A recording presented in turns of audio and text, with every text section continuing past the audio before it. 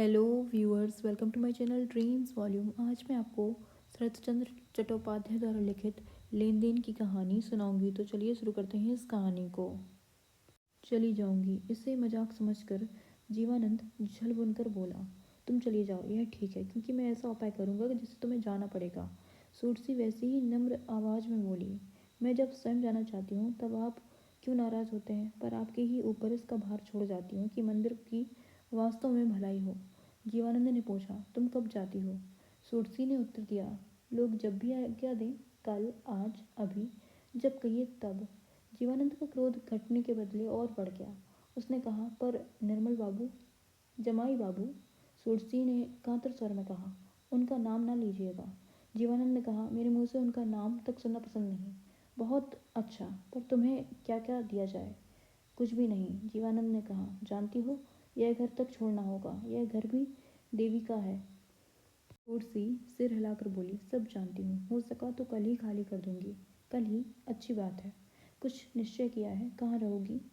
सूरसी बोली, यही नहीं रहूंगी, इससे अधिक कुछ निश्चय नहीं किया। एक दिन बिना कुछ कहे समझे बुझे ही मैं वैरवी हुई थी, और आज विदा लेते समय भी मैं इससे अधिक कुछ नहीं सोचूंगी।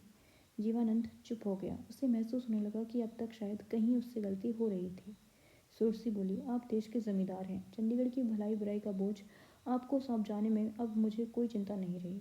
पर मेरे पिता बड़े दुर्बल मनुष्य हैं, उनके भरोसे आप निश्चिंत ना हो जाइएगा।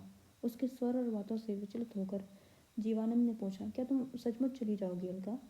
सूरसी अपनी बात की ही अनुवृत्ति करके कहने लगी, और अपने दीन दरिद्र किसानों के सुख दुख का भार भी मैं आपको ही सौंप जाती हूँ। जीवानंद ने जल्दी से उत्तर दिया, हाँ हाँ, सो तो होगा। कहो तो वे लोग क्या चाहते हैं, उन्हीं लोगों से पूछ लीजिएगा। जाते समय मैं केवल आपकी ही बात उन लोगों से कह जाऊंगी। अचानक सूरसी बाहर की तरफ झांक कर बोली, मैं अब जाती हूँ, मेरे नहाने का समय हो गया है। अब उसने अपनी धोती और अंगोछा खूंटी पर से उतार कर कंधे पर रख लिया। शिवानंद ने अचकचा कर पूछा, नहाने का समय इतनी रात में? रात नहीं है, आप घर जाइए। यह कहते कहते सूरसी घर से निकल पड़ी। उसकी इस अकारण आकस्मिक व्यग्रता से जीवानंद खुद भी व्यग्र हो उठा। उसने कहा, पर मेरी तो सभी बातें बाकी रह गई हैं अलका। सूरसी ने कहा, आप घर जाइए। जीवानंद ने जिद पकड़कर कहा, नहीं, जब तक मेरी बातें खत्म नहीं होंगी तब तक मैं यहीं प्रतीक्षा करूंगा तुम्हारी। सूरसी ठहर गई। यह अनुनय के साथ बोली, नहीं, आपके पैर पड़ती हूँ, मेरे लिए आप प्रतीक्षा ना करें।